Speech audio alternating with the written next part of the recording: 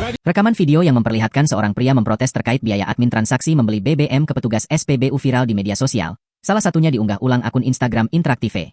Tampak dalam video itu sang perekam menunjukkan dua orang petugas wanita tengah berdiri di depannya sembari melayani pelanggan yang membeli BBM. Perekam kemudian memprotes aksi sang petugas yang meminta perekam untuk membayar biaya transaksi sebesar Rp5.000 jika ingin membeli BBM senilai Rp100.000. Petugas wanita itu kemudian mengatakan jika di SPBU lain juga menerapkan hal yang sama. Namun sang pria tidak terima dan mengatakan peraturan tersebut tidak ada di SPBU manapun. Sementara dikutip dari keterangan unggahan, pengunggah menceritakan rupanya perekam video setiap hari membeli BBM Pertamax sebesar Rp100.000 di SPBU tersebut, namun yang masuk justru sebesar Rp95.000, sementara Rp5.000 merupakan biaya admin.